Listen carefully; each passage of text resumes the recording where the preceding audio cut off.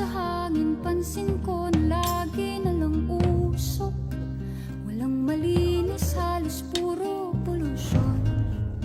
Parang ako raw na konsumisyon.